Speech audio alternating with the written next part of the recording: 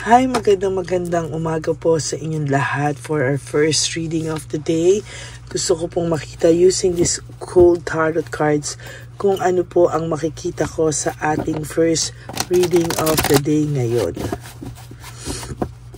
Ano ang magiging interpretation natin sa ating gold cards. Yan.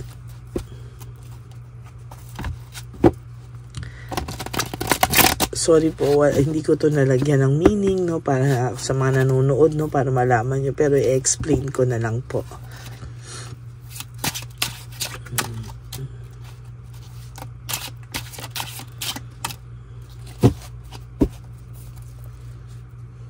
Ano natin yung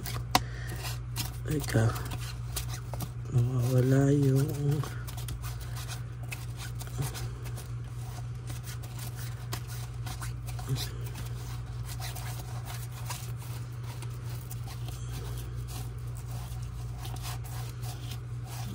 yun.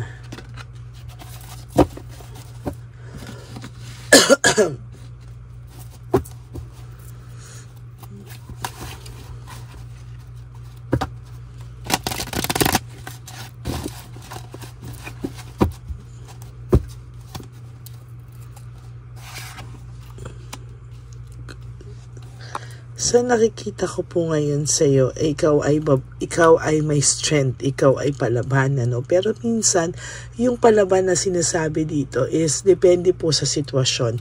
Minsan yung pagiging tahimik mo, minsan yung hindi mo pagpatol sa nangyayari, o hindi mo pagpatol sa third party, o hindi mo pagpatol sa mga sinasabi sa iyo, yun yung strength mo,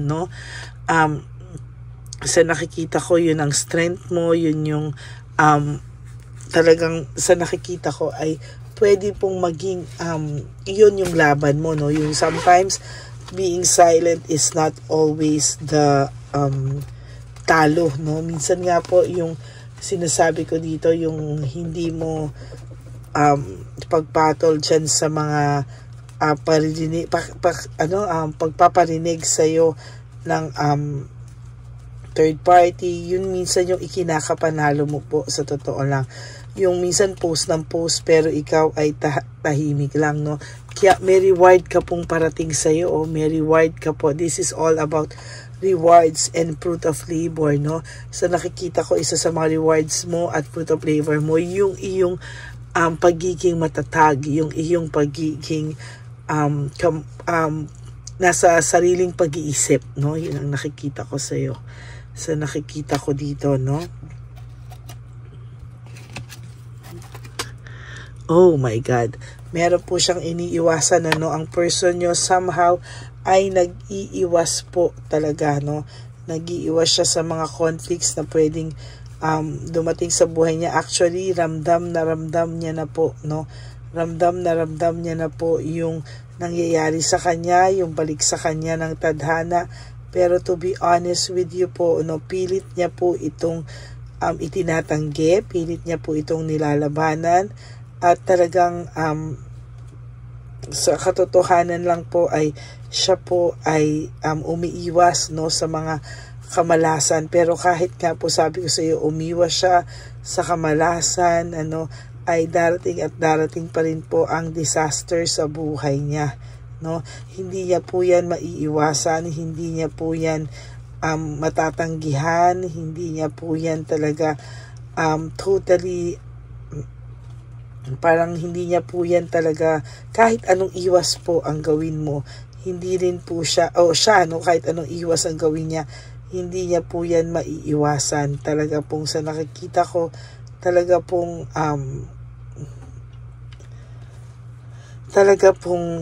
mararanasan at mararanasan niya yan. The Page of Cups is all about, in reverse, is all about disappointment. Pilit niya lang pong tinatago yung disappointment niya, emotional immaturity, and insecurity. Ito po yan, Page of Cups. The Tower is just, ina-avoid niya lang po yung conflict, at talagang sa nakikita ko po, ay meron siyang matinding ina-avoid sa ngayon, Sorry po. Okay, dito naman po is meron siyang dissatisfaction, no? Financial problems, unstable, no? And very unstable. May kailangan po siyang bayaran sa ngayon. Meron po siyang kailangang ayusin, ano? Hindi niya po yan maayos-ayos sa mga oras sa ngayon, ano? Talagang hirap po siya, and sa nakikita ko po ay talagang pagod po ito, no? Ang dami niya pong kailangang bayaran, ang dami niya pong kailangang asikasuhin, pero sa totoo lang po, no, para po siyang nawawalan na ng pag-asa dito, no? Para na po siyang para na po siyang hindi niya na po alam kung ano yung mga susunod niyang hakbang. Nag-iisip po siya, hindi niya po alam kung paano niya ito haharapin sa mga susunod na araw. Sa nakikita ko lang po, pinapakita niya lang po talaga na siya po ay okay, no? Pero kahit gusto niya pong lumapit sa'yo, parang mayroon po ako nakikita dito, the hangman. This is all about lack of initiative, no? Wala po siyang action na ginagawa sa ngayon. Bakit? Takot po siyang mapahiya, no? Takot siyang mapahiya. There is this dissatisfaction and lack of inner joy, no? Sa nakikita ko po dito, sa ginawa niya din po, parang siya po yung hindi naging maayos, no? Siya po yung naging magulo. And sa nakikita ko po, gusto niya pong lumayo, gusto niya po ng rest, gusto niya po restoration, contemplation. Gusto niya po munang mag-isip, lumayo, mag-isip, kasi meron po ditong matinding dissatisfaction sa buhay niya and lack of inner joy, no? Sa totoo lang po, ina-isolate niya din muna yung sarili niya, no? This is all about gossip, isolation. Ayaw niya pong pag-usapan siya, no? Nahihirapan po siyang patahimikin ang kapaligiran niya, and most of the time talaga pong sa nakikita ko ay talagang ayaw niya po munang pag-usapan siya. For you, this is a success, an end of phase, no? Sa isang parang patapos na po yung phase sa isang buhay mo na siguro nga yung sakit, no, na nahihirapan siya, no, pwede mo pong maramdaman na patapos na, or nakaka-recover ka na, or kahit mabigat yung pakiramdam mo, yung iba sa inyo sinukuan na, yung iba sa inyo ready to move on, yung iba sa inyo nagmamatter pa din sa kanya, pero end of phase, no? Talagang sa nakikita ko ay maayos na po talaga siya sa ngayon. Ay, nako. There's a need, no? There's a need. May poverty ako nakikita dito. There's a need. There will come a time na itong taong to ay lalapit sa iyo for whatever reason. Siya po mismo ang makikipag-usap sa iyo, no? Hindi mo man po ito matanggap sa ngayon, no? Pero akala mo po wala lang, no? Pero sa totoo lang ay darating ang araw po na ito po ay lalapit sa iyo. Naiisip niya po yung pagiging generous mo sa kanya. Naiisip niya po yung lahat ng generosity, yung pagiging, yung sharing mo, no? Naiisip niya po din yung saya nung kayo magkakasama pa. Na-rewarded po siya, nung magkakasama kayo. Talaga pong masaya naman siya, naging masaya naman po kayo. Ngayon, naghahanap po siya ng growth, no? Looking ahead. Ano daw ang gagawin niya, mga next moves niya para maayos daw po ito. But to tell you honestly, medyo hirap po siya.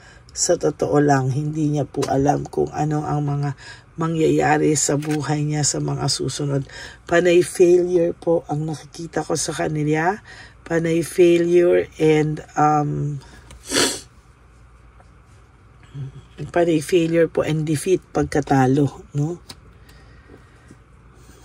Ayan, pagkatalo, failure, defeat, pagkatalo. Sa totoo lang, sobra-sobra po yung panay saksak po ang nararamdaman niya ngayon, ano? May mga pagsaksak sa kanya, talagang hirap po siya, sa totoo lang. Gusto man po niya sundin yung nilalaman ng puso niya, romantically, follow your heart, pero sa ngayon po parang hindi niya po alam, no? nagre-reflect po siya, no? Nagre-reflect siya ngayon, nag-iisip po siya na understanding, reflection, no? Gusto niya pong maintindihan lahat, no? Gusto niya pong isipin ano po yung mga mangyayari sa kanya. This is about joy, success, positivity, and celebration. Naiisip niya po, gusto niya rin naman daw pong sumaya. Gusto niya na rin po ulit maramdaman nung times na masaya kayo, nung times na magkasama kayo, no? Parang yun po ang gusto niyang gawin, ano? Pero ngayon po sa nakikita ko, medyo hirap po siya. Hindi niya po alam kung paano po talaga ang gagawin niya para po mawala din po siya sa ganitong cycle ng buhay niya. Kasi to be honest with you, akala mo lang po ito ay mayabang, self-confident, no? Talagang palaban, ano, may mga opportunities, sige siya, go siya ng go. Pero sa totoo lang po, hindi, no? Wala po itong self-confidence ngayon, medyo hirap po siya, no? Siya nga po sabi niya nga po, siya yung entrapment, and may ano siya yung nagsa-self-victimization, meaning siya yung gumagawa ng ikakalungkot niya o ikakasaya niya, no? Sa totoo lang po sa ngayon, talagang sa nakikita ko po, kahit gusto niyang lumapit, may pumipigil talaga, no? Yung pride at ego niya yung pumipigil sa kanya para ayusin niya kung ano man talaga yung dapat niyang ayusin, no? Yung pride and ego niya yung result, at talagang yung panloloko niya po sa iyo, may karma pong kapalit yun, no? Actually, yung karma na yun, nagsisimula na nga po yung karma, no? Nagsisimula na ang karma niya, sa totoo lang. Nagsisimula at nararamdaman niya na po.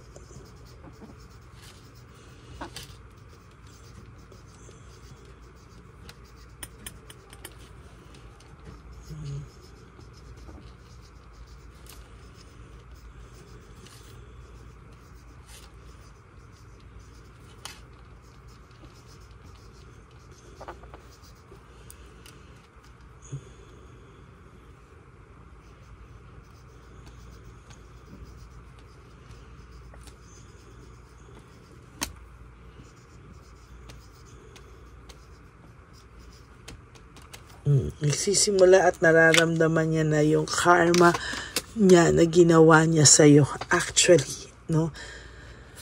Ay, dapat lang niya maramdaman yan. Kasi talagang naging bad siya, and to tell you honestly, hindi niya po pinag-isipan yung mga tamang gawin niya po sa'yo, no? Yan. Kaya talaga ngayon, ramdam niya na rin po, no? Na parang lost na lost siya, no? Hindi niya na po alam kung ayan, no, dati para sugod siya, walang ano, sige, bara ng bara, sugod ng sugod, adventure, action, sige, sugod ng sugod, no? Kahit mali yung mga impluwensya sa kanya, go pa rin siya ng go, no? Kaya ngayon, ayan, ano, parang malungkot po itong taong to ngayon, ano, kasi alam niya na kahit na anong mangyari siya sa kanya, ay hirap po siya ngayong itago, no? There is this anxiety, trauma, and hopelessness, no? Nawawala na po siya ng pag-asa. Siya po ay punong-puno ng burnout and overstress. Sabi ko nga po sa iyo, siya po ang gumawa niyan sa sarili niya, no? Yung relationship niya ngayon with the third party is very unstable, no? Feelings nila unstable, direction, and very, very unstable. Yan po ang pakiramdam niya, at sa totoo lang po ay hirap na hirap din po ito ngayon. There will come a time siya mismo ang lalapit po sa iyo, pero hindi niya pa po ito kinakaya sa ngayon. Sa totoo lang, no? Meron po siyang willpower, desire, at yan po daw ang kulang pala sa kanya, sorry, yung willpower and desire para raw po talagang magawa niya ang ganitong klase talaga, no? And sa nakikita ko po talaga ay marami pa po siyang plano, pero hindi naman po niya matuloy-tuloy. Why? Because takot po siya, no? Financial security para sa iyo, may blessing ka pong parating, no? Alam mo, hindi ka nawawalan ka. Kung wala ka na talaga, may bigla pong darating, no? Talagang biglang darating. at talagang nagugulat ka na lang din po sa mga blessings na dumarating sa iyo, no? Parang siya po, kahit na ganyan siya, parang gusto niya win at all costs, no? Parang gusto niya parang pakita sa iyo na siya po ay panalo pa din, siya po ay ganyan pa rin, ano? Pero pinagsisisihan niya rin yung ginawa niyang leaving behind, walking away. Pinagsisisihan niya pa rin po yan, ano? At sa ngayon, ramdam niya po na, ayan, leaving behind, moving on, rest. Gusto niya po talagang ipahinga muna yung isipan niya sa paghihiwalay niyo. Disconnected po ito sa mga tao, sa sarili niya, sa iyo. Very, very disconnected siya. No? Meron akong nakikita dito na nararamdaman niya yung balik ng tadhana sa kanya. Sa totoo lang, no? Kaya siya ay disconnected, no? Dinadivert niya po, searching for purpose. Parang inahanap niya, no, kung ano man, pero talagang ayan, no, talaga pong medyo gulong-gulo to, no? Hindi niya po mabalanse lahat ng nangyayari sa kanya, hindi niya po mabalanse sa ngayon. Talagang ramdam niya po ay last man standing, no? Pinipilit niyang tumayo, parang pinipilit niya na pakita na kahit ano mangyari, hindi po siya mapapabagsak. But there is this insecurity, disappointment in life, no? Talagang sa nakikita ko ay hindi po siya magiging maayos sa mga susunod pang panahon, no? Lalo lang po siyang malulungkot, at sa nakikita ko po ay lalo na po, no, dun po sa mga may third party na nagkaanak sila o nabuntisan niya, lalo po siyang nako, hindi magiging okay for the next few months, no? Lalo po siyang babagsak ang mundo niya, no? Mararamdaman niya po na kung dati nasa taas siya, pababa po ang mundo niya, sa totoo lang. No? Ay, nako, medyo mabigat po kasi lahat po yan ay dinaan niya sa quick decision. Hindi po siya nag-isip, no? Very, very impulsive. Kaya yan po ang nangyari, no? Huwag ka po mag-alala. In every endings, there's a new beginnings. No, that is all about endings and new beginnings, no? Meron po ako nakikita sa kanyang loss, self-pity, grief, no? Ngayon niya po naiisip yung mga yan. At talagang sa nakikita ko po ay naiisip niya po yung inyong partnership, unity, no? Yung inyong naging samahan, talaga naiisip niya po. Mixed emotions po ito sa ngayon talaga, no? Ayan. Naiisip niya po talaga yan, ano? Yung inyong samahan, no? Hindi po siya difficulties in making decision. Hindi po talaga siya makapag-decide as of this moment. Talagang hirap po siya, no? Kaya dahil alam niya po na nasaktan ka po niya ng sobra. That's for your last card. Alam niya po na nasaktan ka niya ng sobra at mukhang hirap po siya na ito ay mabawi, no? Lahat ng masasakit niyang salita na binitawan sa iyo, lahat po ay gusto niya man pong bawiin, hindi niya po mabawi-bawi. Okay? That's it for your first reading of the day. Nagsisimula niya ng maramdaman yung mga karma ginawa niya sa iyo, sa mga ginawa niya sa iyo, no? Unti-unti na pong nagsisink in sa kanya, unti-unti na po itong nararamdaman niya, sa totoo lang. And hindi po madali din yung kanyang pinagdadaanan sa ngayon. So yung sa mga iba sa inyo na nag-wish na makarma siya, eto na po, no? Pero masama po talaga mag-wish ng masama sa tao, no? Hayaan nyo lang po, ang tadhana po ang babalik sa kanila. Okay? Maraming salamat po.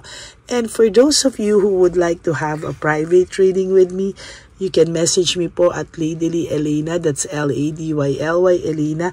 Nasa dulo po yan ng ating video. Diyan nyo lang po ako makokontak. That's my only official and legit FB account. Maraming salamat po sa inyong lahat. At sa lahat po ng gusto pong magbigay ng super thanks, I would really appreciate that and love that from the bottom of my heart. And lalo na po na malapit na po ang One Love a Day natin, ano, na wherein magbibigay tayo sa ating mga street lolos and lolas for our Christmas edition ng One Love a Day. Yan, maraming salamat po. At yung mga nagbibigay po na super thanks for my birthday, no, na birthday gift nila sa akin, isasama ko pa din po yan, no, sa ating mga street lolos and lolas. Hindi ko po yan. Thank you po sa gift nyo sa akin, but I would rather use that for our One Love a Day Christmas edition. Nagta-target po ako ng sumobra tayo ng 50 sana, no, na mabigyan. Mas marami po sana tayong mabigyan sa ating One Love a Day. Yan, kung sino po yung makikita natin. Gusto ko nga po sana pumunta sa Home for the Aged, pero kasi po naisip ko na yung Home for the Aged, may mga nagbibigay sa kanilang organization. Gusto ko po talagang mag-effort hanapin yung mga talagang gustong patulungan sa atin, para kung nasa kalye man sila, mas makita nila na hinanap sila para bigyan ng tulong. Yan po, no? And thank you po for not skipping ads. Maraming salamat po sa inyong lahat. And to all my Lady Elena Solid family, friends, and subscribers, I love you all from the bottom of my heart. Mahal na mahal ko po kayong lahat. And thank you so much po. And ang lagi ko pong bilin sa inyo is just to live one day at a time. Huwag nyo muna pong problemahin lahat ng okasyon na darating sa inyo. Just focus on today. You do 3 things that will make you happy for this day and move forward to another day for tomorrow. And of course, life is too short. Don't make it shorter by stressing yourself from all the pains and heartaches na binigay sa inyo na kahapon. Just surrender everything to the divine universe. And just let go and let God write your life and love story. I will be back for another set of reading. Huwag po kayong mawawala. Ako po ay magbabalik. At huwag kayong malulungkot, magbabalik po ako. Thank you po and God bless you all. Bye!